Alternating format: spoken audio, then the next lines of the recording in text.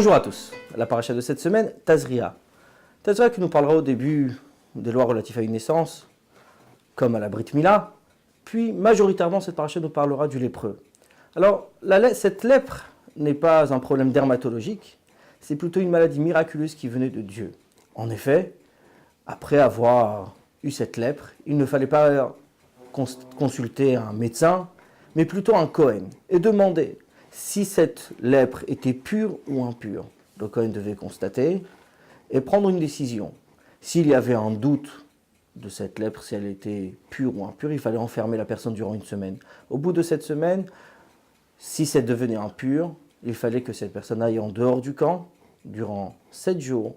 Et au bout de ces 7 jours, le Kohen allait le voir. S'il était en phase de purification, allait rentrer dans le camp avec un sacrifice. Tout un processus de purification.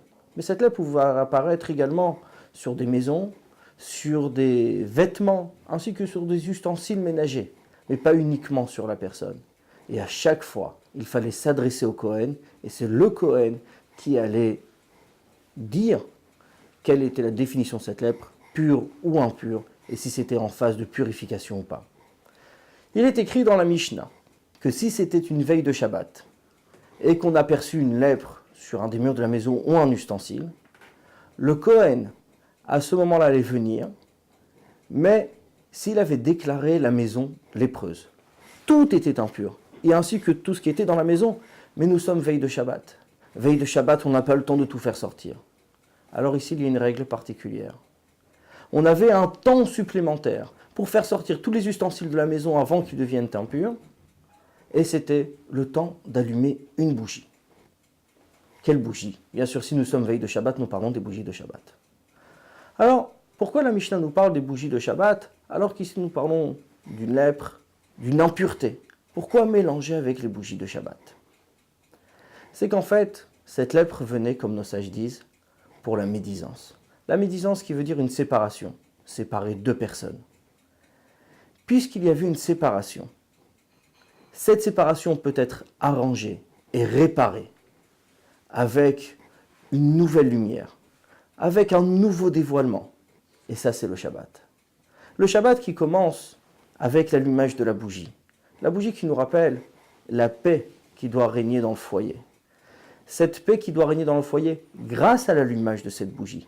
C'est cette paix qui allait arranger le problème de médisance. Cette séparation, c'est la raison pour laquelle une lèpre qui apparaît veille de Shabbat, on attendait l'allumage de la bougie. Le temps d'allumer la bougie du Shabbat, à ce moment-là, on avait encore le temps de tout enlever pour ne pas que ça devienne impur. Pour ne pas que ça devienne impur, parce qu'on avait allumé cette bougie. On avait ajouté une lumière, il y avait un dévoilement particulier. De là, bien sûr, l'enseignement est le suivant. C'est que quand on allume une bougie de Shabbat, ça peut réparer les choses, même les plus graves. Les plus graves, c'est-à-dire une séparation, un problème de médisance. Mais une flamme, une bougie, une lumière en plus, c'est ce qui ramènera l'harmonie, c'est ce qui ramènera la paix, et ce qui enlèvera l'impureté. On attendait le temps d'allumer cette bougie, le temps que cette flamme éclaire.